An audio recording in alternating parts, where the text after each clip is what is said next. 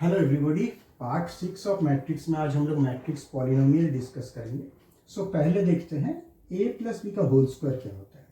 a plus B को a plus B से जब मल्टीप्लाई करते हैं हम लोग पहले a से मल्टीप्लाई करेंगे a प्लस बी को, फिर प्लस b से मल्टीप्लाई करेंगे।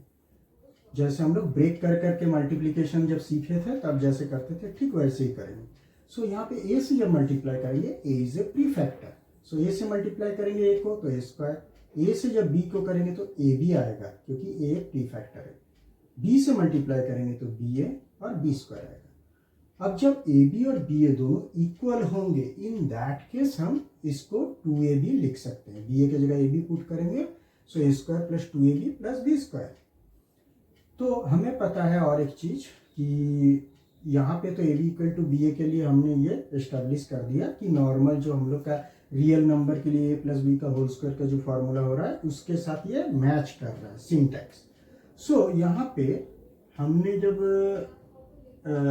कॉम्यूटेटिव प्रॉपर्टी डिस्कस किया था, पिछले पार्ट में हमने ये डिस्कस किया था, a के साथ कोई भी मैट्रिक्स के साथ अगर आइडेंटिटी मैट्रिक्स मल्टीप्लाई करते हैं तो वो सेम मैट्रिक्स रिटर्न आता है, चाहे आई पोस्ट मल्टीप्लाइड हो या प्री मल्टीप्लाइड हो, दोनों केस में a ही रिटर्न आता है। इसका मतलब a इक्वल टू आई है। इसका मतलब कॉम्यूटेटिव इसके लिए a और i के लिए कॉम्यूटेटिव होल्ड करता है।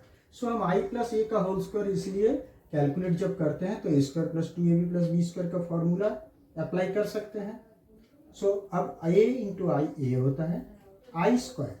अब i को i से मल्टीप्लाई करने से क्या होता है, जैसे यहाँ पे a इंटू आई ये होता है, तो i को किसी भी मैट्रिक्स से, चाहे वो खुद i क्यों ना हो, i को i से मल्टीप्लाई करेंगे यही रिटर्न आएगा। यहाँ जैसे ये रिटर्न आ रहा था तो अब एक के जगह बोथ साइड में पुट करो i, i into I equal to I, वही चीज हो, I square equal to I. वैसे i का कोई भी पावर हो i to the power n equal to I होता है।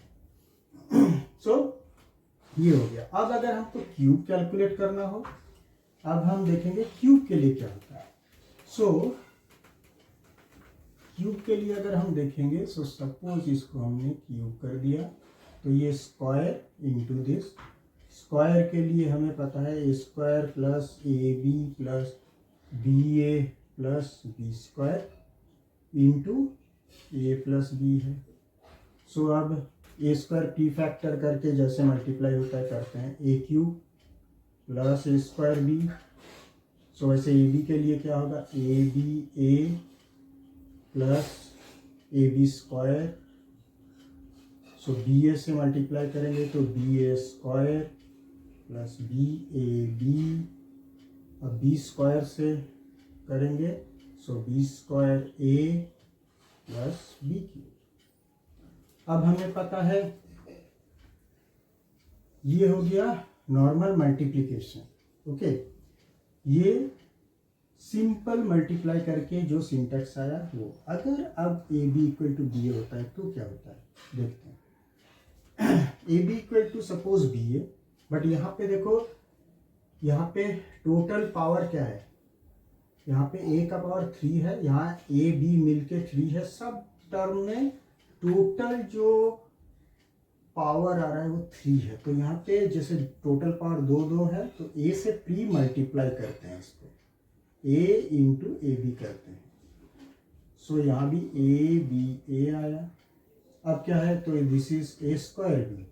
अब इसको ए बी के जगह हम अगर बी ए लिखते हैं तो बी ए इंटू ए मतलब ए स्क्वायर बी हो गया बी ए स्क्वायर। ओके, अब हम लोग इसको मॉडिफाई करते हैं, ए स्क्वायर बी ये टर्म, अब बी ए स्क्वायर है, बी ए स्क्वायर हम लोग के पास ये रहा ये टर्म, और यहाँ पे ये क्या है ए बी, ये वाला लेते हैं। ए बी ए का मतलब क्या होता है, ए बी का मतलब है बी ए इंटू ए मतलब बी ए स्क्वायर। ये 3 टर्म मिल के 3 ए स्क्वायर बी लिख सकते हैं हम लोग। वैसे ही बाकी 3 टर्म जैसे ये वाला और ये वाला को सिमिलरली आप लोग सिंप्लीफाई करके देखिएगा, तीनों आएंगे ए B square.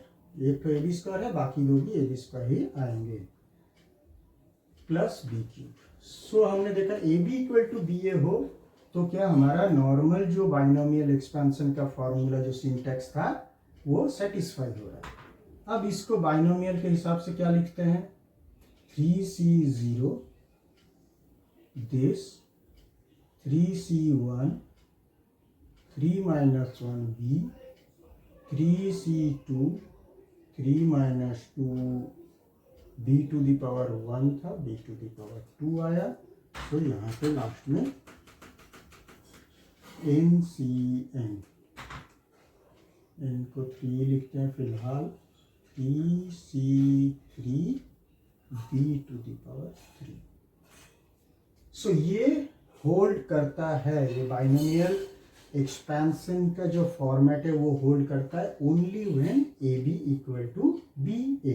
So that means अब a प्लस बी का whole to the power n को हम लोग लिख सकते हैं ऐसे, NC0 a to the power n, NC1 a to the power n minus 1b, NC2 a to the power n minus 2b square plus dot dot dot dot NCN b to the power n। So ये hold करता है तभी जब A B equal to B A. Okay, अब हमें पता है ए आई equal to आई ए, हमें पता है। सो ए प्लस आई का टू दी पावर एन कुछ भी हो ये फॉर्मूला अप्लाई करेगा, या बी प्लस ए का होल टू दी पावर हो तब भी ये अप्लाई करेगा only when A B equal to B A. और जैसे दो डायगोनल मैट्रिक्स होंगे तो वो डेफिनेटली डायगोनल में A B equal to B A होता है। सो दो डायगोनल होने से भी ये अप्लाई करेगा। अब एक हम लोग एक छोटा सा प्रॉब्लम देखेंगे जहाँ पे एक डायगोनल मैट्रिक्स है, this is a diagonal matrix A B C. So हमें प्रूव करना है this is equal to A to the power N B to the power N C to the power. Okay, so diagonal matrix में हमें पता है जब हम लोग मल्टीप्लाई करते हैं, ए सपोज एक डायगोनल मैट्रिक्स है, या अगर पता नहीं है तो हम इसे एज ए प्रॉपर्टी यूज कर सकते हैं। सपोज इसे एल एम एन है। सो इन दोनों को जब मल्टीप्लाई करते हैं सो मल्टीप्लिकेशन आता है इन दोनों का मल्टीप्लाई, फर्स्ट टर्म दोनों का मल्टीप्लाई, उसके बाद सेकेंड टर्म का मल्टीप्लाई, थर्ड टर्म का मल्टीप्लाई। ओके, सो ये आता है ऐसे। सो अगर इसको हम मल्टीप्लाई करते हैं तो डायगोनल ए बी सी, इसको हम n टाइम्स मल्टीप्लाई कर रहे हैं। सो क्लियरली ये आ गया a to the power n b to the power n c to the power n। अब हम लोग ये प्रॉब्लम डिस्कस करेंगे। यहाँ पे क्या है, a दिया हुआ है F X equal to X square minus 4x plus 7। So हमें एफ ए निकालना है और उसका ए क्यूब निकालना है। सो यहाँ पे क्या करेंगे, एफ एक्स अगर ये होता है तो एफ ए मतलब कॉरेस्पॉन्डिंगली एक्स के जगह हम लोग ए पुट कर देंगे। So A square minus 4a plus 7, but addition to be defined, A ये सारे सेम ऑर्डर के होने चाहिए। तो हम ये सिर्फ कांस्टेंट नहीं रख सकते, हमें पता है कि 7 is equivalent to 7i, because i को एज ए 1 हम ट्रीट करते हैं। मैपिंग समझने के लिए हम लोग ये मैपिंग करते हैं। तो यहाँ पे 7 के लिए इक्विवेलेंट हम 7i कर सकते हैं। सो जस्ट कोई भी टर्म में सिर्फ अगर कांस्टेंट हो तो हम i से मल्टीप्लाई करके ऐसे रखेंगे उसको। अब ए स्क्वायर हम कैलकुलेट करेंगे। सो ए स्क्वायर हम यहाँ पे कैलकुलेट करते हैं 2 3 माइनस 1 2 2 3 माइनस 1 2। अगर मल्टीप्लाई करते हैं क्विकली, सो 2 2 ज़ा 4 3, ये माइनस 3, सो ये 1 आ गया। अब 2 3 6 और ये भी 6, सो आ गया 12, माइनस 2 माइनस 2 माइनस 4 आ गया। अब माइनस 3 4 1 आ गया। सो यहाँ पुट करेंगे हम 1 माइनस 4 12 1। ओके, अब यहाँ पे मैट्रिक्स में ए से मल्टीप्लाई जब करते हैं, वो ए से किसी भी कांस्टेंट को या कांस्टेंट से किस मैट्रिक्स को जब मल्टीप्लाई करते हैं, क्या होता है, ये वाला 4 से सारे एलिमेंट मल्टीप्लाई हो जाते हैं। So matrix multiplication by a scalar. So यहाँ पे 4 से मल्टीप्लाई करो, सो 8, 24 माइनस, सॉरी ये 8 नहीं, हाँ सॉरी ये 8 ही है, तो यहाँ पे -4, 8। कैलकुलेशन हो सकता है, मैं बात करते करते समझाते समझाते लिख रहा हूँ, तो हो सकता है कैलकुलेशन कहीं मिस्टेक हो जाए। सो मेन बात है प्रोसेस पे ध्यान देना है। सो यहाँ पे a माइनस बी प्लस सी, सो हम एक एक माइनस करके उसके इसके साथ ये माइनस करके इसके साथ ऐड कर सकते हैं, या इसके साथ ये ऐड करके ये माइनस कर सकते हैं, या तीनों एक साथ कर सकते हैं। जैसे यहाँ पे कॉरेस्पॉन्ड 1 पोजीशन में जो एलिमेंट है, हम उसको 1 माइनस 8 प्लस 7 ऐसे लिख सकते हैं। सो 12 माइनस 8 प्लस 0। सो इधर -4 माइनस -4 मतलब +8 प्लस 4 प्लस 0। तो ऐसे इधर 1 माइनस 8 प्लस 7। सो अगर हम देखें 7 plus 8 minus 8 0, this is 0। 12 minus 8 this is 8। तो यहाँ पे